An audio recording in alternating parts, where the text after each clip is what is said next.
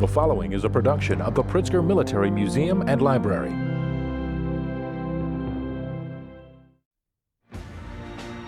Welcome to another Stories of Service episode of Pritzker Military Presents, featuring the oral history of U.S. Montford Point Marines Sergeant Ed Fizer. I'm your host, Dr. Rob Havers.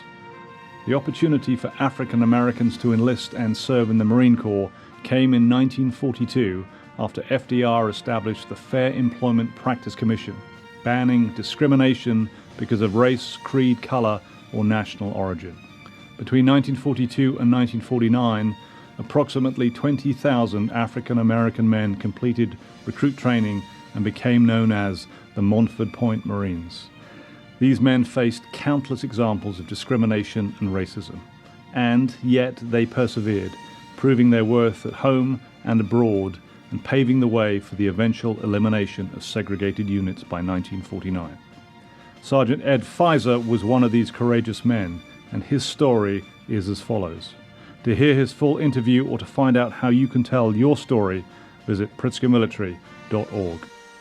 I remember when Pearl Harbor started, December the 7th, I went with a couple of two of my friends who we were always interested in airplanes. We built them, we flew them, and we saved up one time $19 and bought a motor, which was really phenomenal, and put that in, and we went to, not we, but two of us went to the recruiting station for the Army Air Corps, it was called at the time. And the guy said quite succinctly, "Hey, get out of here, boy, we don't have no ends flying no airplanes in the service." So that was kind of leading up to my being in the Marine Corps, because I liked adventures, I told you before. And lo and behold, Mrs. Roosevelt prevailed on her husband, and Mrs. Bethune-Cookman prevailed on her husband to open up the services. And the way he could do that, because at that time the Marine Corps was an all-Caucasian organization, and there were no blacks in it. And probably back in Washington's day there might have been a few, but up to that time, no, and that was absolutely forbidden. And so he signed Executive Order 8802, and that was the beginning of it, and that allowed us in. And so I signed up early and enlisted. 1,900 of us enlisted into the Marine Corps at that time. And there was no place for us to go, so they had to find segregated, separate headquarters, and that turned out to be in North Carolina at Camp Lejeune. The way you describe the place where Marine bases are, you say, if it's the hottest place in hell, the coldest place on earth, good mosquitoes, lots of mosquitoes, and snakes, and other vermin, they said this is going to be a Marine base. and so it's the truth. Yeah. I remember getting ready to report to the recruiter, and he says, get a physical, you're going to take a physical. So I took a physical, perfect shape. There was one cavity in my mouth. The dentist could have filled it. Pull it, he says. And I said, pull it? He said, get it pulled. But finally we did to get travel orders, and they took us from Louisiana, across Alabama, Mississippi, all the way down to the round trip of Florida, picking up recruits. Wow. And finally up the coast to Carolina. And I can remember that guy so well saying, take a look back, because it's going to be a long time before you see the outside again, and you're going to wish you'd never come. He said, because we're going to see that you do. That you be turned back. You're going to hate this place. You're going to hate the Marine Corps. You don't even want to stay. And when they said that to 1,900 of us, that hardened our resolve. Let me give you an idea. There was a colonel at the time named Larson. He walked out and he looked at us and he said, we were in formation. When I see women, dogs, and you people in the Marine Corps, I know there's a war going on. Is that the ultimate insult? Yeah, that's... Well, that was him. But brother, we made him regret he said that, because we hardened our resolve and we broke every standing record in the Marine Corps, from small arms to anti-aircraft. You hear me? Every one. As a matter of fact, President Roosevelt heard about the Super Ns, as we were called by that time, and sent down Cordell Hull, Secretary Stettinius, and the Secretary of the Navy, who I think was Knox at the time, to come down to see were they saying this just to be saying it? And we showed them. They were busy sending all of the armament and ordnance to the active duty, and they went to New York City and got 4 old Seacoast guns out of a park from World War I, brought them down there, and we washed them out and cleaned them and dug them in with a whole lot of sandbags and deep down in the ground. They were so old, first you put in the shell. And then there was a nylon thing of gunpowder. You put that in. Then you closed the breech, and there was a 30 caliber rifle shell without the bullet on it, and you put that in. That was the igniter. Now, we were really a little bit shy of these guns, so we had a lanyard. You know what a lanyard is?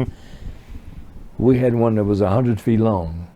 When you pull it, you could see it doing this. But boy, that thing went off, and when it went off, good gracious alive, all hell broke loose. We had 4 of them, so we fired them. Then finally we got a rangefinder, and we broke records with that. Oh, when they came down, we were shooting sleeves and everything down. And they said, these guys are ready, man. And when they call them Super Ns, they're right. And that's when things started to happen. Now I'm in what is called the 51st Composite Defense Battalion, FMF, Fleet Marine Forces. That means that since we were segregated, we had to have infantry, ammunition, and our ordnance to do it, to take and hold.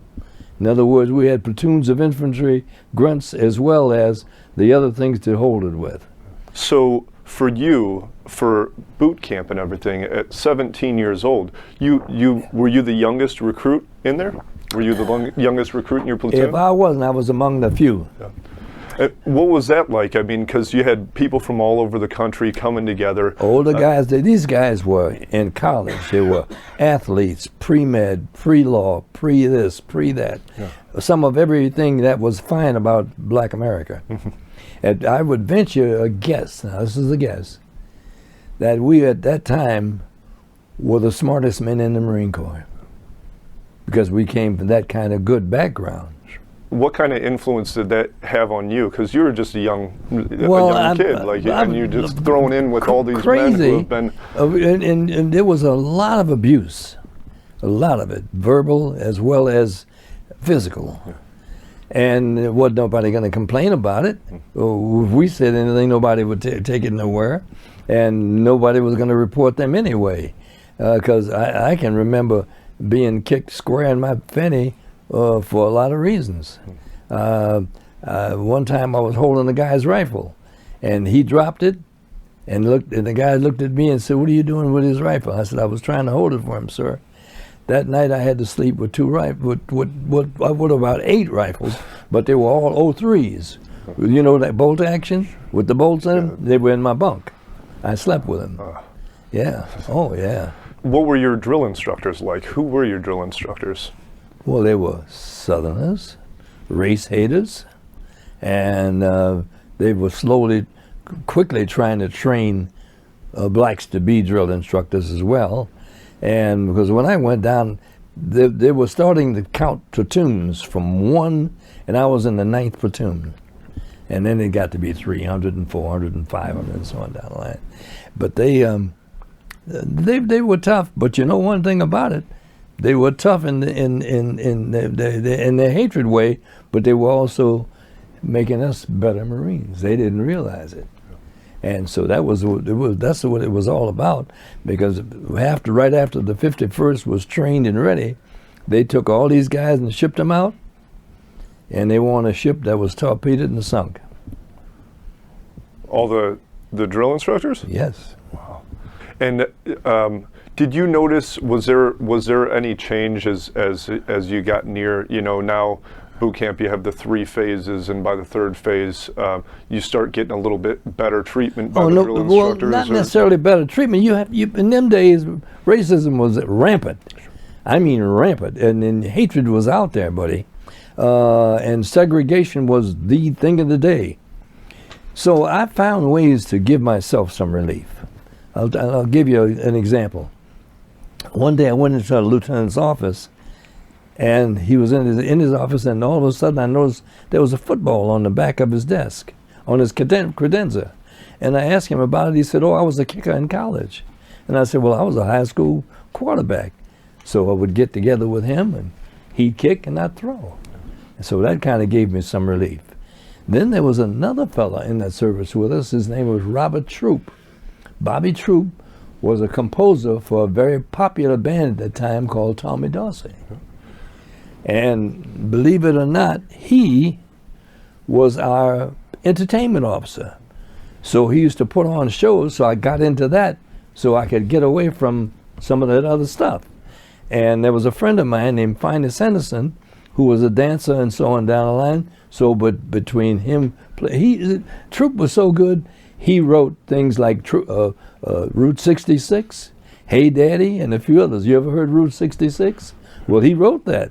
And I'm sorry? Didn't he write the Leaving Jacksonville? Wasn't there like a theme song? Do you remember that? Absolutely. He wrote the song Take Me Away from Jacksonville. There it is. Because Jacksonville was a clap town. Yeah. A clap meaning gonorrhea. And, you know, and you didn't want to be caught there.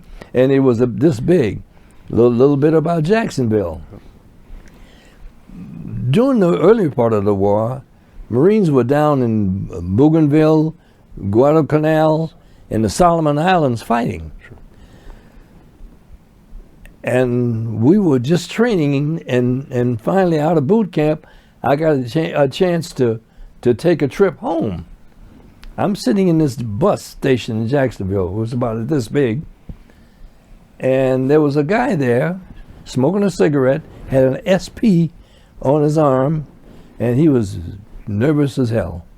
And so he said, "What are you doing in that uniform?" I said, "I'm in the Marine Corps." He said, "Since when?" So I brought him up to date because he had just come back from overseas, and he was on a little bit of R&R, but still in base camp. He said, "Well, why are you sitting in the station like this?" I said, "Well, they won't let me on the bus." And he said, "What do you mean they won't let you on the bus?" He said, "Aren't you a Marine?" I said, "Yeah." He said, "Wait a minute." He walked over and he said, "Who's in charge of this bus station?" This guy comes out and says, "I am, sir. What can I do for you?" He said, "Let me tell you something." And he pulled a 45 out. He said, "You see that man sitting over there in the green uniform?" "Yeah." He said, "He's a Marine. I understand you won't let him on the bus. If he ain't on the next bus out of here, I'm going to scatter your brains all over this nation." "Yes, sir. Yes, sir." And guess what? He integrated the bus station in Jacksonville. Because guess what? On the next bus, I was on it. And I had a seat. Not in the front, but I had a seat. Yeah. And because you had to take the bus to Raleigh, Durham, so on, to get a train to go home. Yeah. Were you getting equal pay to the white? Oh, no question. Oh, yeah. The Marine Corps I love paid twice a month, 1st and 15th. And I just didn't want my name to be Zebra. So you finish up boot camp. Did you get leave? Did you get to go home to New Orleans after boot camp? As soon as you finish, you were given leave. Yeah. And what did your family say when you came out? What was the community like for you in New Orleans? They thought I was beautiful. Yeah. A lot of wearing people the dress blues and everything? Well, not blues, but greens. Yeah. But the idea was, you know, there had never been anybody black in the Marine Corps. People thought we were Canadian pilots. Really? Yeah, because Canada wore dark green for their pilots. Mm-hmm. Yeah. And they thought we were Canadian pilots. Because they know, "No, you're not." "Yes, we are." "No, you're not." That was all the time. Yeah. And did your so the war was ramping up at this point in time? No question. Were you following it closely? Were you following it through the news or the radio or? Well, there wasn't much communication. I happened to have a 5-tube radio that had enough earphones on it to where when it got to the end you couldn't hardly hear it. Guys would connect to it. But I can give you some incidences. I didn't go overseas with the 51st. After we formed the 51st, they were getting ready to form the 52nd, and they kept 350 of us back to form the 52nd from all of the different disciplines in that. And so I was kept back and promoted. I became a sergeant. First of all, I've got to be a PFC. And I knew if I got to be a corporal, worked real hard to be a corporal, I'd become corporal of the guard and never walk another post. I worked hard as hell to get that promotion, and I did. So after you get out of boot camp, I mean, there's huge numbers of Black Marines joining. Can you tell me how Montford Point? Can you describe Montford Point for me? Montford Point was at Camp Lejeune, North Carolina. The huts, they were not barracks; they were just huts, and they held about 8 to 12 men. Potbelly stove. If you're near the potbelly stove, you were warm. Any place else, you froze your fanny off. And so consequently, none of that was going to change. And so we had disciplines where, for instance, there was one fella in my outfit, his name was Alexander. He was from Florida. They had held him at 9 years old and made him watch while they lynched his grandfather. Oh, hey man, let me tell you, things were not good in them days.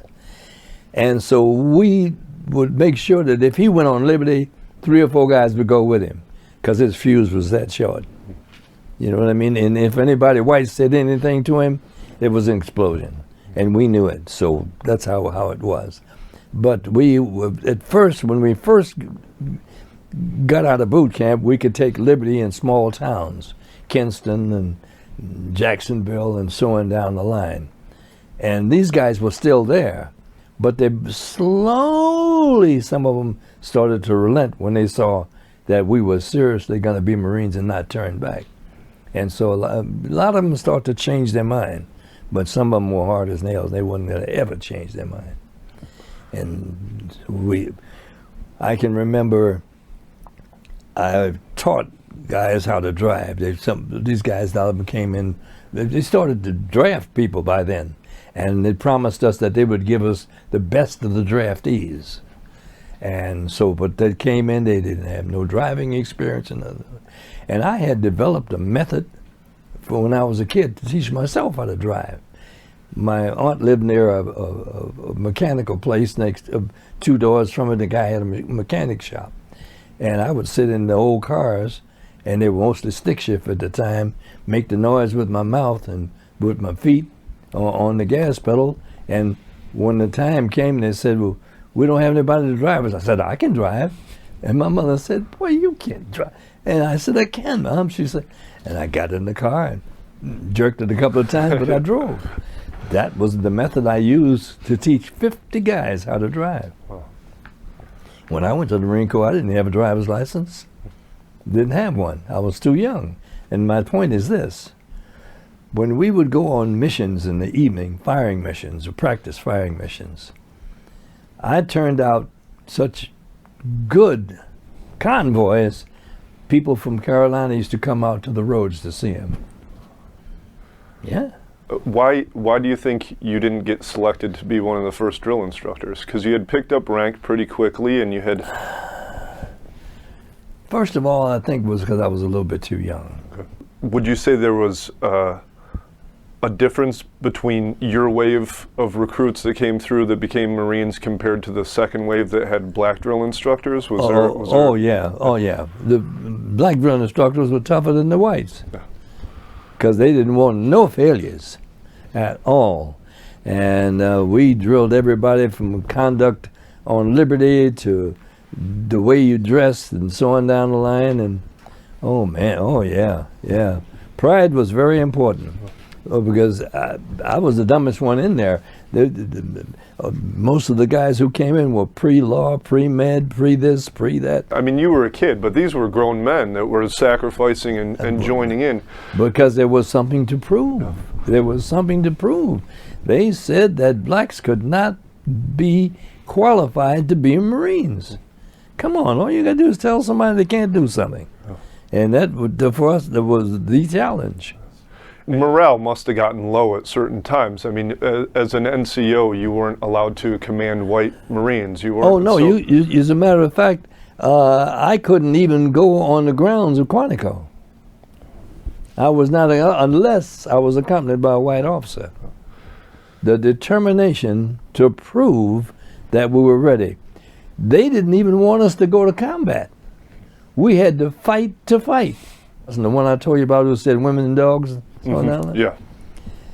I wound up on an island in the Marianas, Guam, and did so much outstanding work till he gave me a letter of commendation. I have at home from him. Wow.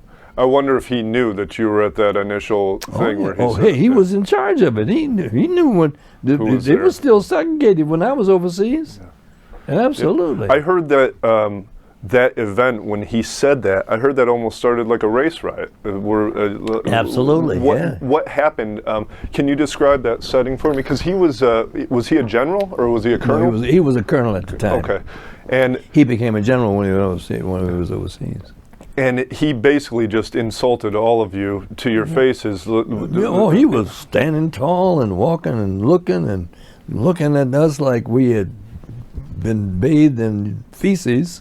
And that's when he was making his speech. And when he got through, he said, "Yeah, when I see dogs, women, and you people, it really set us off." And was there did anybody do anything, or was it just did people just? Well, you can see unrest by the way people shift and move and mumble and grumble and so on and on and on. But it didn't start then. But later that night, that's when things begin to rumble. Yeah. Were there particular individuals that you guys looked to for leadership? Were there some of the older guys who kind of took the reins? Within it starts to emerge. People who have broader educations and everything else. But I tell you one thing I did do. I had balls. When we were in Carolina, every man in the Navy, black at that time, was in some form of servitude, cooks, bakers, and so on down the line. Got permission to audience with the colonel. Woods was his name. And he said to me, "All right, Fizer, come in. What do you want?" I stood at attention, at ease. I said, "Sir, I have something I think you should know." I said, "Heretofore, most people in the Navy have always been cooks, bakers, and stuff like that."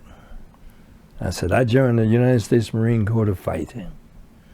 That's what I intend to do. If it looks like you're going to send me out to do cooking and baking for anybody, I'm going to desert, Colonel." He said, "What'd you say?" I said, "I'm going to desert. I'm not going to cook for nobody." And he just kind of took back for a minute because nobody had ever approached him like that. And he said to me, "Well, don't worry, you won't be cooking." And I said, "Thank you, sir." What prompted you to go in there and say, was there an incident? Because incident? I had heard about people in the Navy, and we were a part of the Navy, being cooks and bakers for somebody, and I wasn't going to cook for nobody. I have to imagine that some guys just would get too frustrated dealing with the racism and dealing with that constant kind of stress. That came up a lot. As a matter of fact, sometimes we'd fight each other. And that's always an end result. There was a small lake running through the property, and some parts of the battalion were on one side and the other part on the other side. A lot of times we fought each other, which was not a good sign. But they didn't care, because they didn't give a damn whether we fought each other or not. They wanted to see us fail.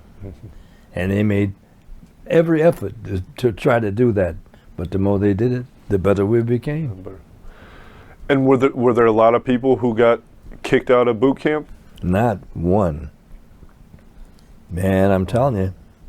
I got put in a brig because I was working on a truck one day, and this one guy came out there and I cussed the truck. And he said, "What'd you call me?" I said, "I didn't call you anything." He says, "Yes, you did. I heard you."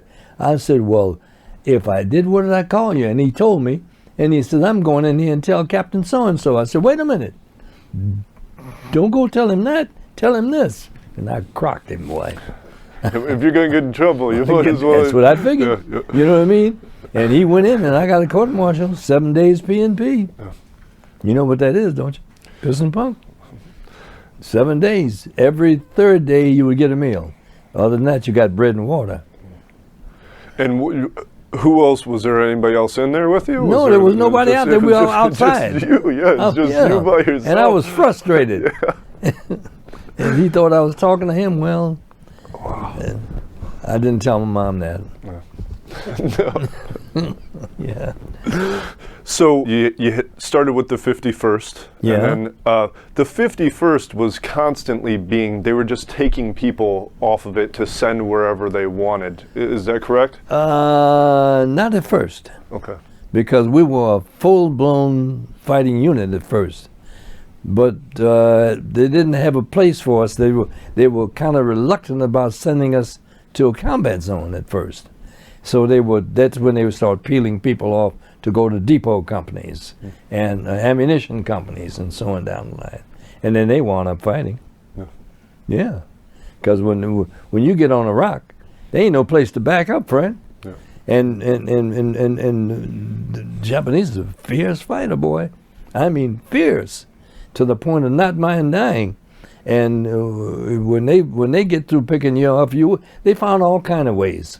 Snipers would shoot from coconut trees and wound a guy, not kill him. They wanted to wound him, so 2 more would come to pick him up. You see what I mean? They had, oh man, but anyway, that's how the 51st was, and then they shipped them out. And they went to. And you said you were part of the 350 they kept back. Why did they choose you guys to train the 52nd? Okay. They were drafting by that time, and they started bringing people in, but they had to be trained to do something. And so at that time it was open, and we were getting supposedly the best of the draftees, and that's how we wound up forming the 52nd. And then when the 52nd shipped, I shipped with it. So. How much time did you spend in Hawaii? So you went out from California? We never left ship. We stayed on ship because they were ready for us to ship, and we stayed there about 3 weeks. That was it. Did you guys know what islands you were going to be going to when you went out to the Pacific? No idea. You know when you know about an island? Just before you invade. Yeah. That's when you know about it. Oh, first of all, let me tell you, you're on a ship, and the next thing you know, you're on the ocean by yourself. You see a ship way over there going somewhere. You say, "Oh, we got company today." And then one morning you come up, and there's about 1,000 ships around you. Your ass is in trouble. 'Cause, brother, you see guys pulling out weapons and cleaning them and sharpening bayonets and doing everything.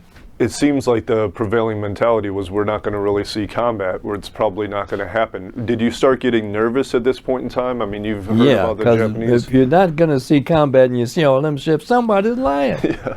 You know, come on, man. It's like when we got to Guam, they said, well, you know what? This island is secure. However, in the jungle behind us is 15,000 Japanese soldiers, and they want to survive. So you're going to do suppression patrols. 15,000 Japanese is a lot of Japanese, man. Yeah, you hear me? And none of them are going to surrender. Surrender my foot. First of all, we had to fight to get up off the ground. Then we finally got some tents. The Japanese would come down at night, sneak into a tent, and cut the throat of one man to kill him. Not everybody, one. So that the others could go psychologically nuts. It worked. Sure. Oh, yeah. All right, so real quick, describe for me your first landing. Do you remember the first time you landed on one of the islands? We landed in the Marshalls, and it was supposed to be secure. All of a sudden, we're coming ashore, and the next thing I hear is, "Ooh," and I go, "What the hell's going on here? This is supposed to be a secure island." And I run into this blockhouse, because I knew this was going to be safe, and looked up and it said ammo dump.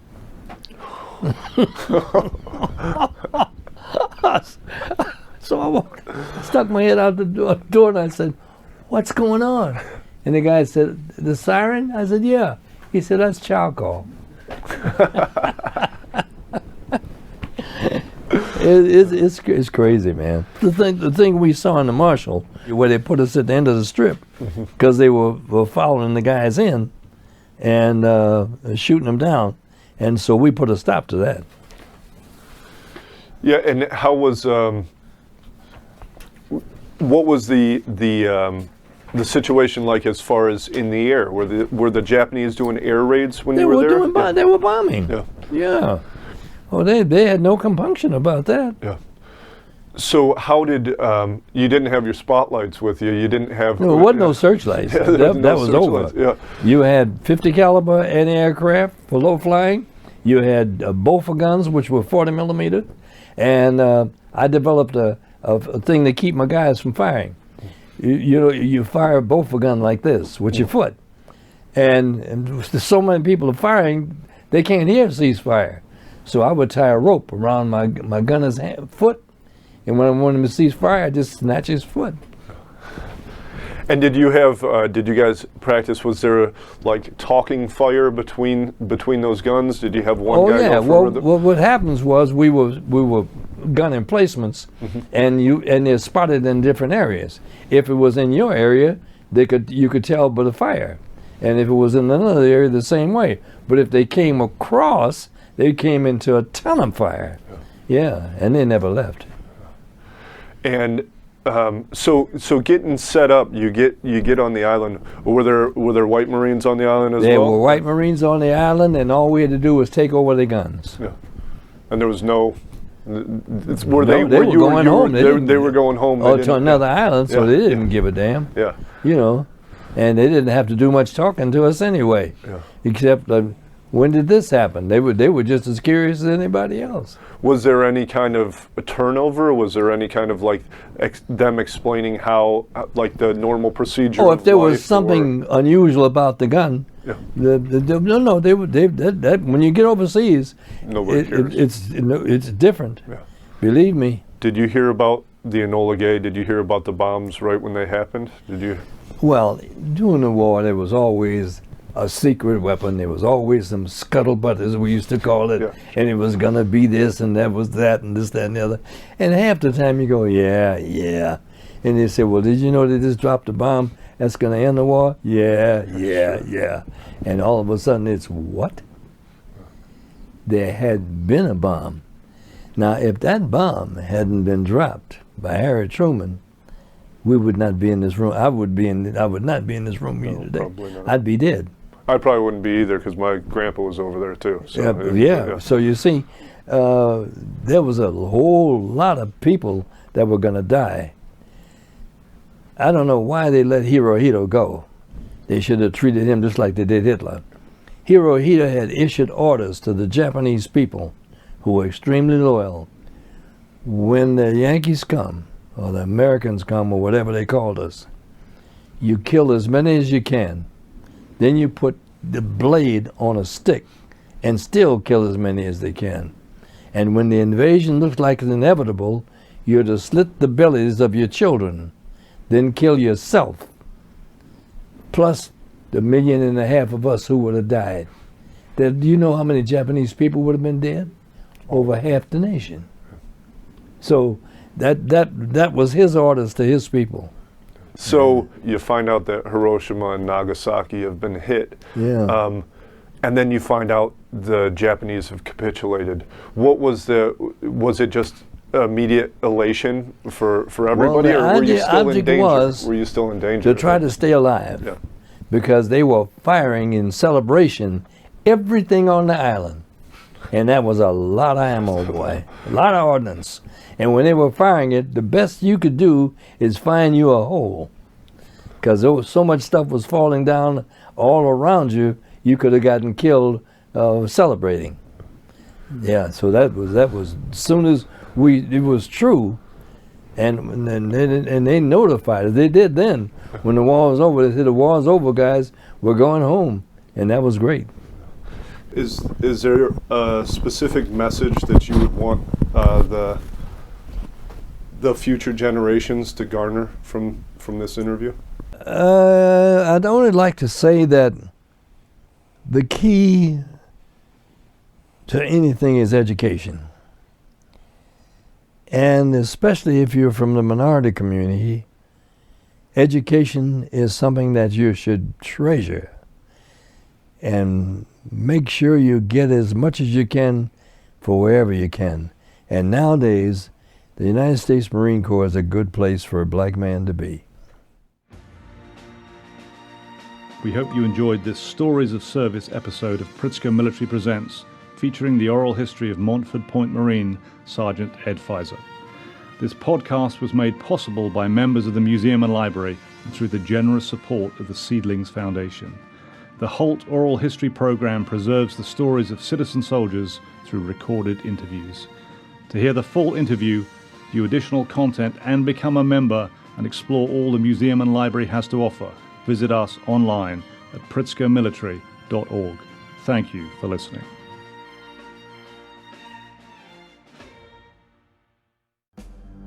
The preceding program was produced by the Pritzker Military Museum and Library.